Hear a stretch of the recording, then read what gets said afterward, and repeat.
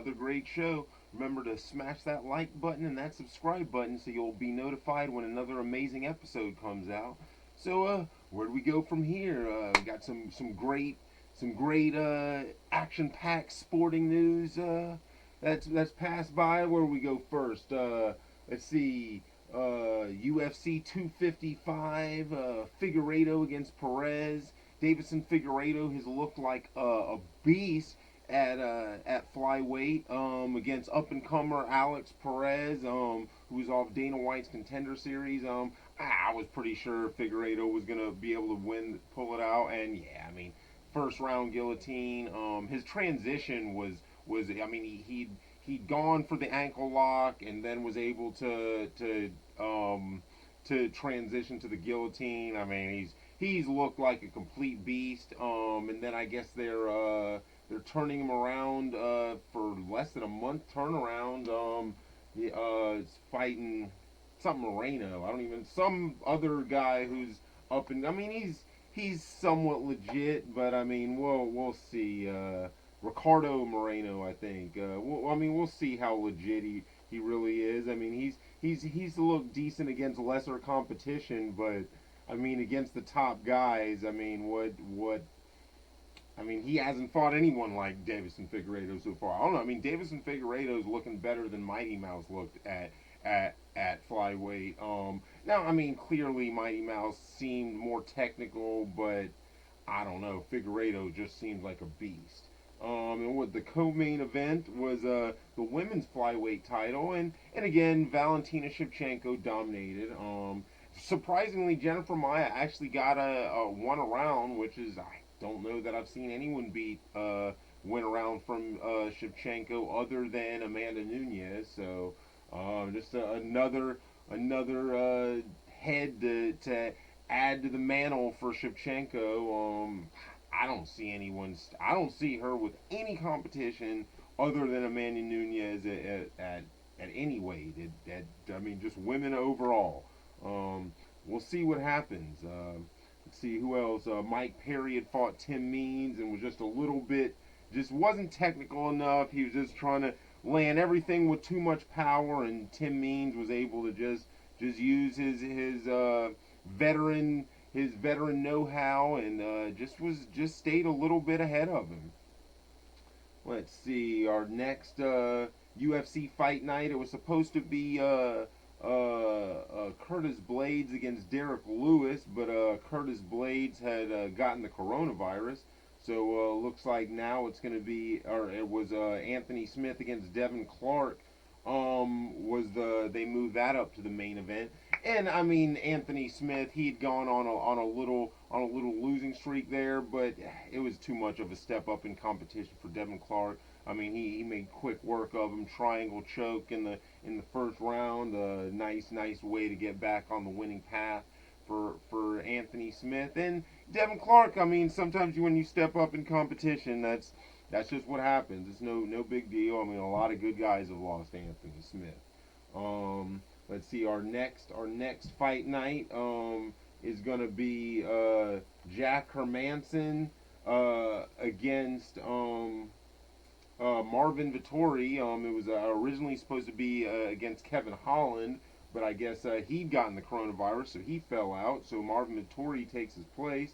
I mean, I would assume Jack Hermanson. He's just looked a little bit better. The only person he's lost to has been Jared Cannonier in a while, and I mean you can't blame for that. I mean Cannonier's got some heavyweight power at middleweight, so yeah, it should be a decent fight. The co-main, Ovince St. Preux against Jamal Hill. Ovince St. Preux, I mean he's always a tough out. Jamal Hill, he's undefeated, so we'll see. We'll see. I think Ovince St. Preux's he's gonna have a little bit too much experience. So yeah, we'll see with that. And then what an amazing. I don't know if I can say amazing, but I was fully intrigued and happy with what was it, Last of the Legends or League of Legends or whatever, Legends Only League is Mike Tyson's league, and an entertaining fight. Mike Tyson against Roy Jones for two old guys. Mike looked, I mean, clearly didn't have the power he used to have. But he looked good out there. And then Roy, I mean, it was interesting that Roy got more tired than Mike. But I mean, he clearly was tired. But there was several times in there when he was just turning on that speed, and it was such a nostalgic fight. I mean, anyone who grew up in that era, just I mean, you couldn't not have a smile on your face. They both showed up. I mean, I don't think it could have gone any better. It was an amazing. It was a great fight for. It was way better than I could have ever expected.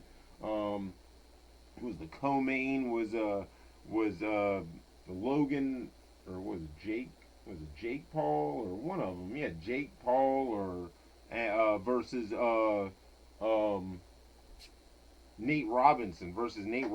And Nate Robinson, I mean, you figured had won the dunk contest a few times, but I mean, Jake Paul's been training. This was already his second pro fight, and he flatlined Nate Robinson. I mean, left him face first on the canvas. Um, yeah, it didn't really look was kind of scary at first, but he's doing all right. So just goes to show you don't play boxing. You can't play boxing. You can play baseball. You can play basketball. You can't play boxing. So for you future stars that decide you want to pick up the gloves and maybe compete with the big boys, that should be a warning sign. If Michael B. Jordan, after filming the Creed, I'd heard him saying he wanted to fight Roy Jones. That should be a warning sign. You don't want to, buddy. Just stick to the movies. Let's see. In NFL action, let's see our games for the day. Browns will be playing against the Jaguars in Jacksonville. We'll see. Um, Baker Mayfield's been playing pretty good this season. He's got a The Browns are at 7-3, and the Jags are 1-9. So we'll see how this game looks. I'm pretty sure the Browns are going to be able to pick it up. The Jags have just looked horrible this season. Then the Bears against the Packers are going to be the Sunday night game. The Bears looked pretty good at the beginning of the season, but they have looked horrible of late. So probably going to see Aaron Rodgers put up some numbers. Let's see. We got the Raiders against the Falcons. The Raiders have looked decent of late. Josh Jacobs has been looking pretty good, and Derek Carr has been looking really good. The Falcons, they're not a bad team. They just definitely have a tendency to throw away the game once it gets in crunch time. Let's see. We got the Chargers against the Bills. I mean, Justin Herbert has looked good, but the Bills are just a much better team. Let's see, we got the Giants against the Bengals. This is two pretty bad teams right now, and let's see, the Bengals lost Joe Burrow, so I'm probably gonna have to go with the Giants on this one. We got the Titans against the Colts. They're both 7-3. But the Colts, their defense is getting pretty good, and Philip Rivers has been looking good. So gonna have to go with them. Then we got the Panthers against the Vikings. Are both teams that haven't been doing all that great. The Vikings at least have Dalvin Cook, who's leading the league in rushing touchdowns. Then we got the Cardinals against the Patriots. Kyler Murray's been putting up some numbers. But the Patriots they haven't been able to be as good as they were with Tom Brady. Let's see, the Dolphins against the Jets. The Dolphins had benched Tua Tagovailoa last week in place of Ryan Fitzpatrick. Then we got the Saints against the Broncos. The Broncos are playing.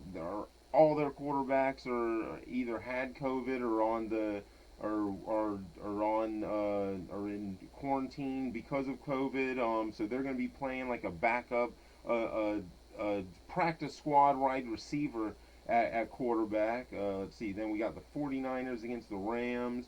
The Rams should be able to pull this out. And we got the Chiefs versus the Buccaneers. That should be a good game. The Chiefs are looking to stay with just one loss, and the Buccaneers still running, chasing that playoff dream. Tom Brady's looked pretty good so far. On Thanksgiving, we had the Texans who beat the Lions. Deshaun Watson lit it up, and then the Washington football team lit up the Cowboys, blew them out. And then our Monday night football games will be the Seahawks against the Eagles, and then we actually have a Tuesday night game because it was postponed for COVID. The Ravens against the Steelers, who Steelers are still undefeated. So let's see, we still got the Bills are still leading the AFC East. We got the Steelers leading the AFC North. We got the Colts leading the AFC South. The Chiefs leading the West. We got Washington with a game ahead in the NFC East, the worst division in NFL history. The Packers are leading the North, the Saints are leading the South, and the Rams are leading the West.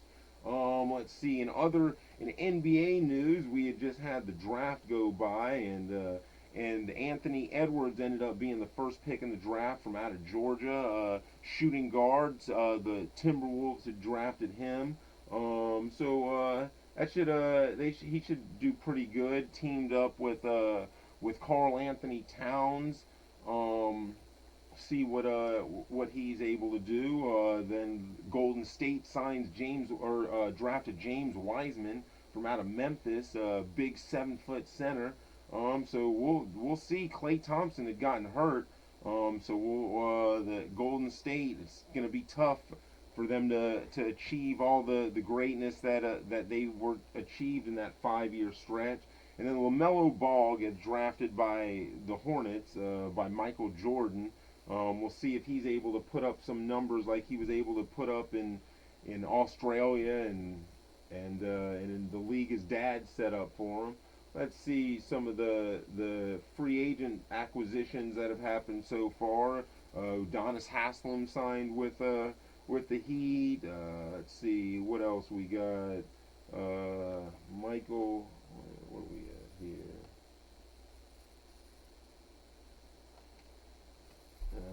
Having some technical difficulties here. So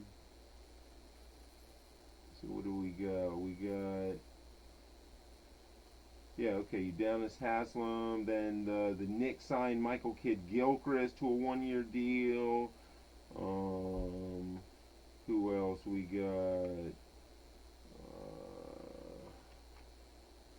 Kelly Oubre had signed with the Golden State Warriors after Klay Thompson had gone down. Montrezl Harrell had signed with the Lakers. Dennis Schroeder had signed with the Lakers. Who else? Rajon Rondo signed with Atlanta. So there's been a lot of action, a lot of movement, look forward to this season. It's starting a couple days before Christmas, so should be a really exciting basketball season. So that's all our sporting action for the week. So remember, you can find us at Trauma Television because there's a Trauma Television production on Facebook and on YouTube. You can find it on Big Scary on Facebook, and you can find it on Big Scary on Twitter. And as Martin Luther King said, the arc of the moral universe is long, but it bends toward justice.